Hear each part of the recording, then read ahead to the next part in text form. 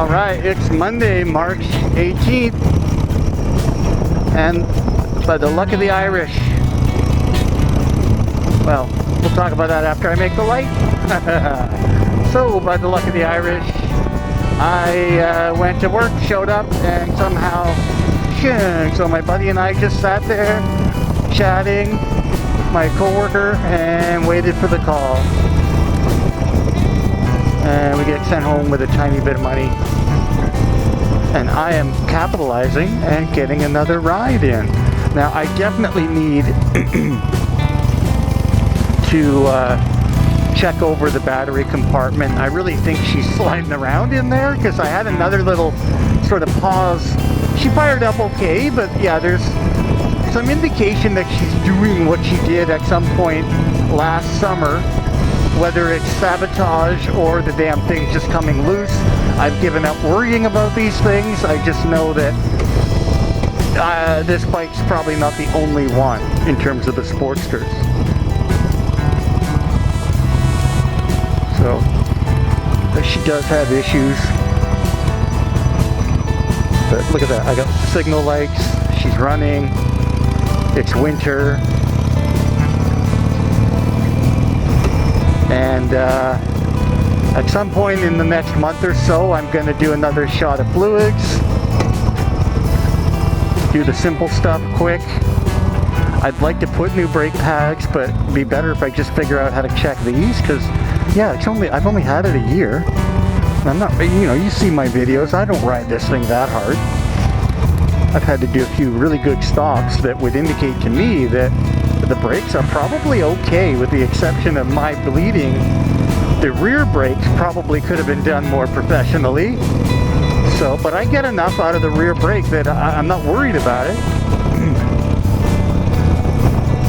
But there we go, just nice, just wanted to get out. And if I loaf around the house for too much longer,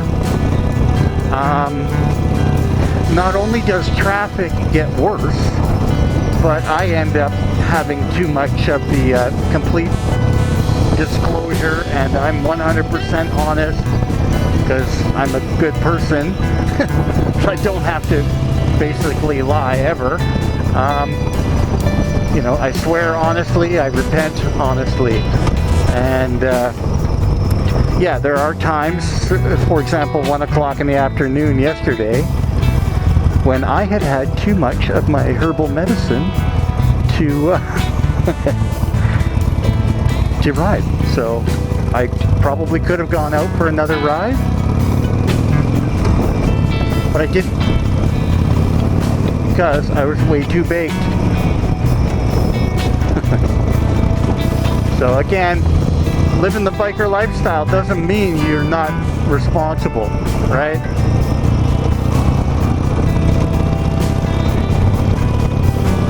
And I don't drink at all. So it's just, yeah, once in a while, when I think I'm going back out again, I end up canceling that plan. Because on a day off, my discipline isn't really there the way it would be, because I can't do that stuff when I work. So it's an after work or weekend thing, or today, when you get a half day. Yippee! But look at this, it's like summer. Crazy stuff, man. I don't have a lot of gas, so I'm actually going locally. This whole thing was, hey, I probably don't have any gas now. The joy of owning a tiny motorcycle with a tiny gas tank.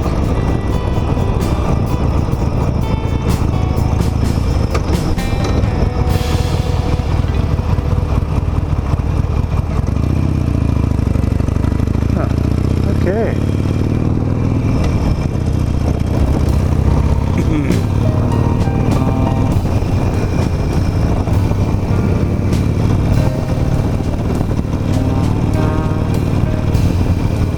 Yeah, not booking it, but I might be underdressed for the shade here.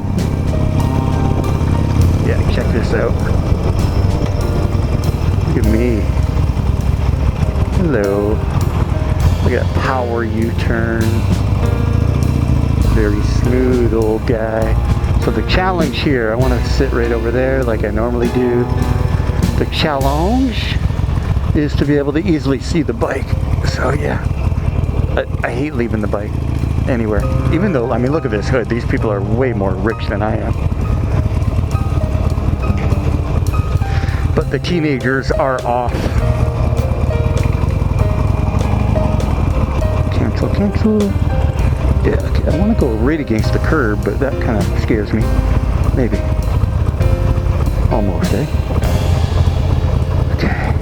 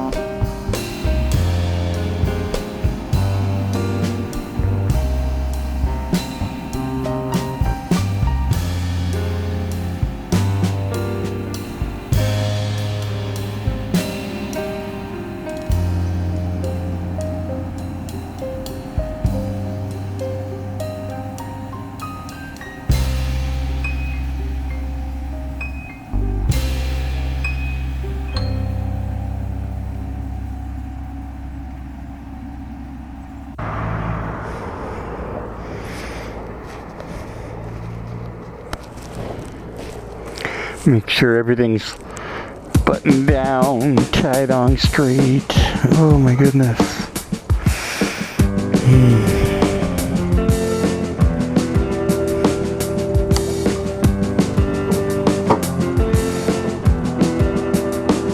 I had a nice little sit down in the park.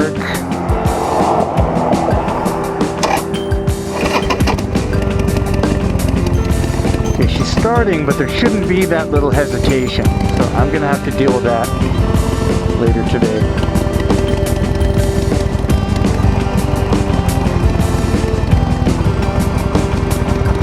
But for now, we'll just have a little warm-up. Oh my goodness.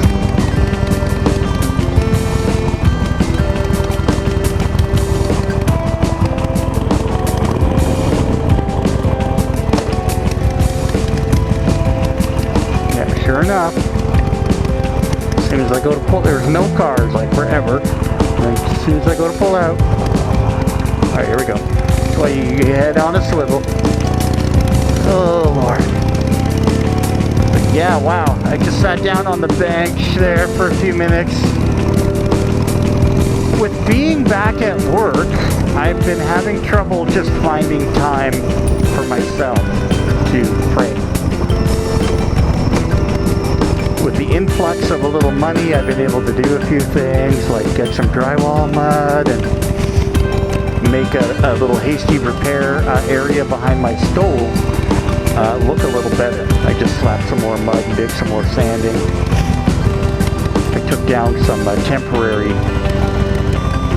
backing panels that were really crappy and ghetto.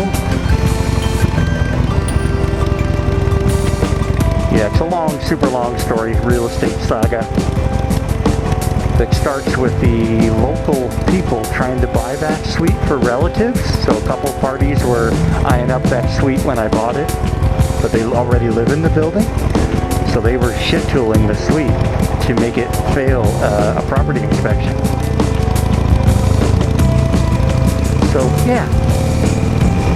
The guy had screwed and epoxied in a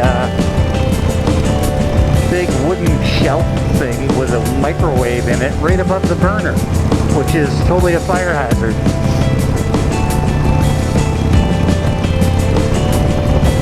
So I had to rip all that out, and because the screws were epoxied in, I couldn't just back them out and do it all neatly. I had to like get a wrecking bar and just rip them out.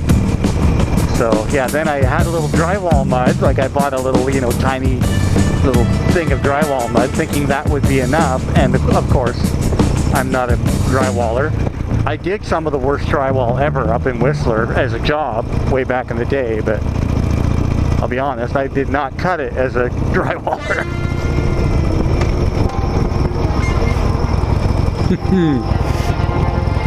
But here's the whole purpose for my big adventure right here.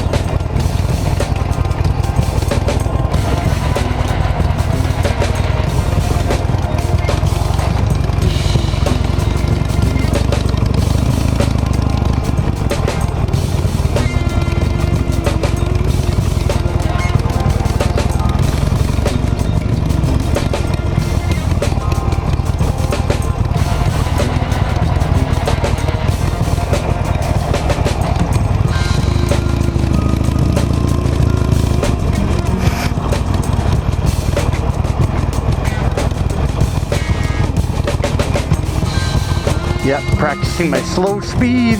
That was cool. Just trying to see how slow can you go.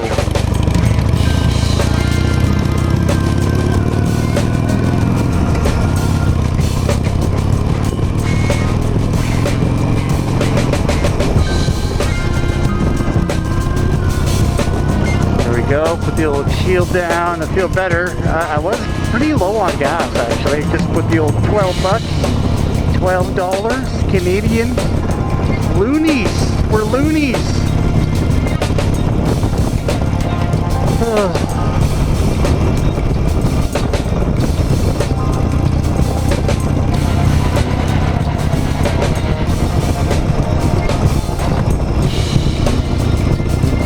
Yeah, I feel like that was a bit short. I did enjoy the little session in the park, though.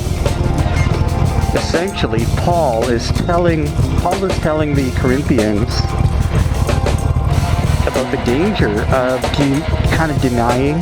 There's a group going on, I guess, at that time that was trying to deny that Christ had actually risen from the dead. And Paul in, I guess it's 15, 1 Corinthians 15, where Paul goes through the whole spiel of telling them, hey man, look, James was one of the first to see him, and James was part of Jesus' original family, like nuclear family. So, yeah, that's a pretty good ID. And then he was seen by all the other apostles at some point. In addition, he was seen when I think he did the last big meeting there. He was seen by like maybe 500 people. And Paul goes through all this and explains it to them, like, you know, and again, if you start talking about maybe he didn't rise from the dead, then everything else we believe is threatened. Like your faith means nothing at that point.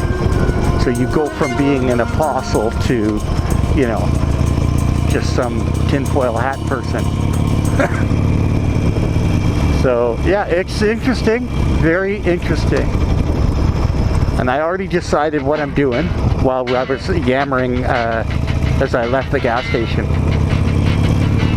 I didn't even signal there though. Whoops, my bad.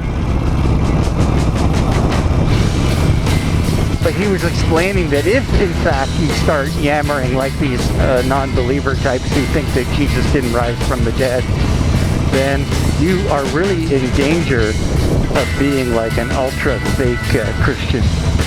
What would you call that? It's a game changer, a non-starter sort of thing. It has to exist as part of our core tenets of Christianity.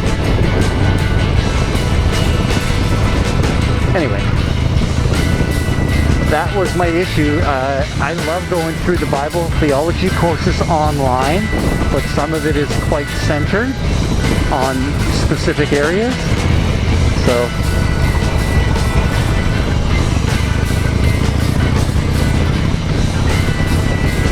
which is good. But for me personally, I sometimes like the randomness of just sitting down. I have a couple Bibles, but I have a small burgundy covered one with me, which is small. Maybe it's a little magnifier, like an old geezer. And just sitting there in the park, minding my own business, having a moment to myself, reading a couple of chapters of Corinthians and just trying to... I started working through different stuff as it comes up in the courses I'm taking. Stuff that really, okay, this one hits home for me, so I'm going to go deeper into the scripture that might be highlighted in the course or other supporting references. So that's good. I really got to watch for some nasty speed bumps.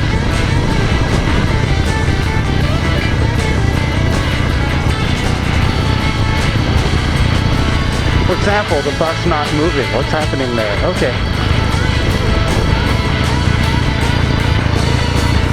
Slow it down. Luckily, the guy behind me is pulling the trailer, so he's not booking it. Good. I have a few weird errands that I should be running, but I didn't.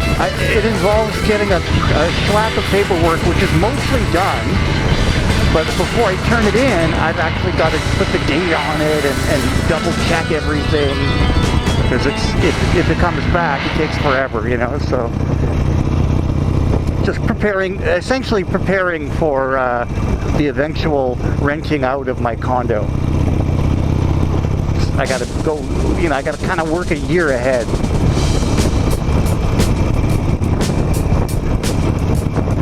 Clearly, I should have bought a small, crappy car at some point this winter, but I'm not doing that because I'm thinking a year from now, if I don't blow money now, I could be in a position where I'm moving on to a pretty large sailboat and I got some other person or couple paying my mortgage off. Somebody who has a better job than me.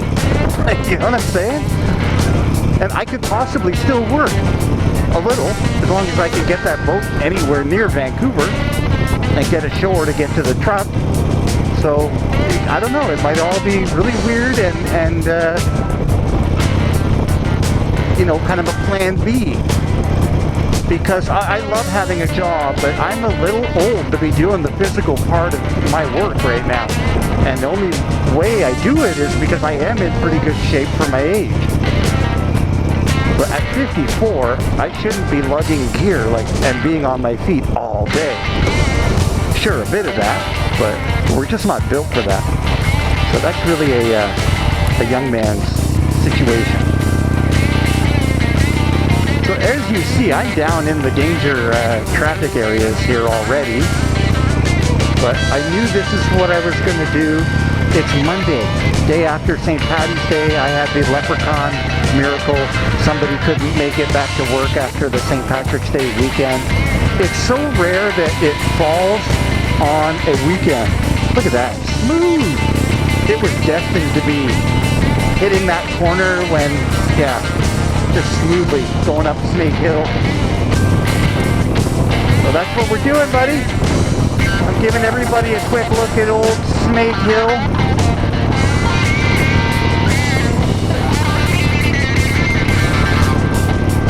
Just in case some out-of-town YouTubers want to see some of the highlights of this area.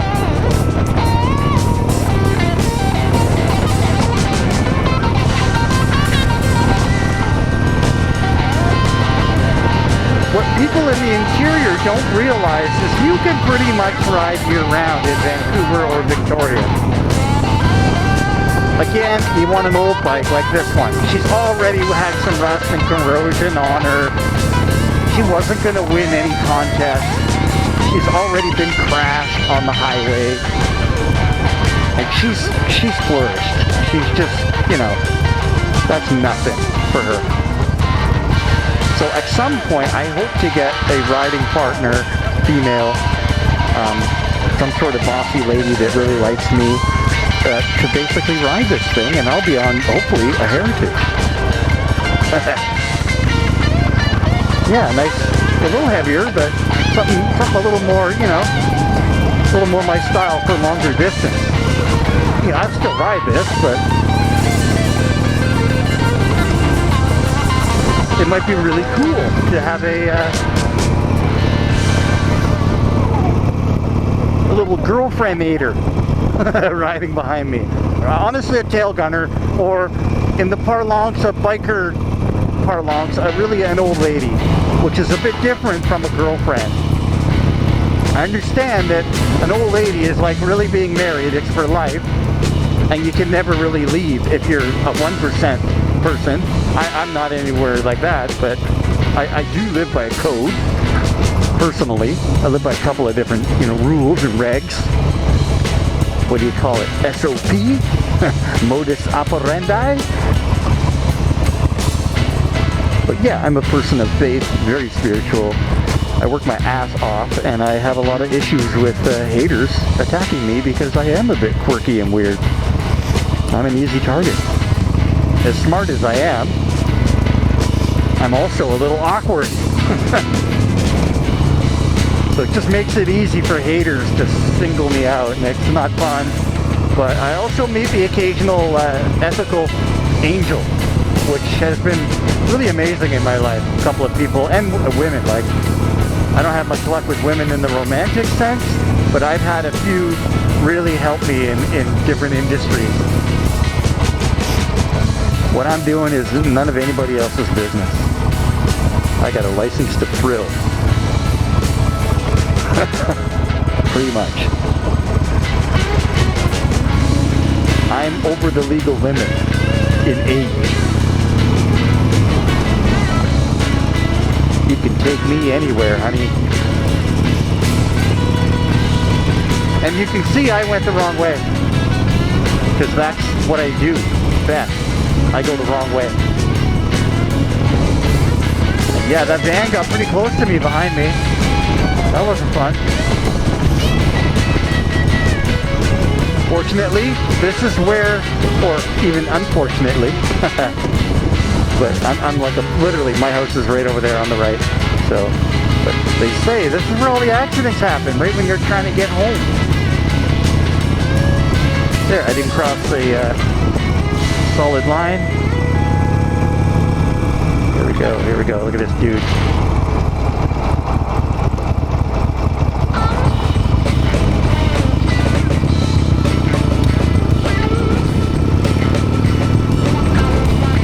Didn't even put my feet down. That was a quick stop, but you see how I didn't panic. Not bragging, but that was good. Given the fact that it's on the tail end of a whole blabby kind of ride. Yeah, so grateful for this. I didn't make any money today, not much, but whatever. I spent $12 on my bike. She loves the good stuff. Octane 91.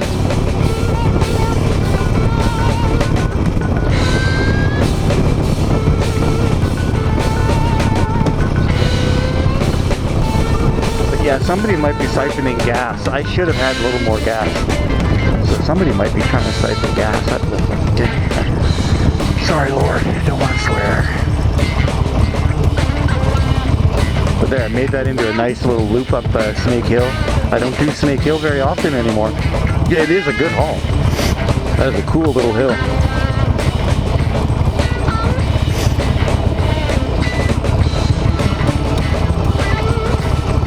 Yeah, now I get to enjoy the hottest part of the day under my sun hat with some sunblock on the balcony, having my cup of tea, my little cup of STFU. But this is winter riding for me. I really can't stress that when you try to do something really epic and you don't have a long enough weather window. He's looking at her phone. There we go. Yeah, like being broken down up by Whistler or Pemberton or something at this time of year. Well, that's just it. Even though it's beautiful weather, I'm not allowed on the road up there. You need snow tires until probably May. So, yeah, pretty crazy.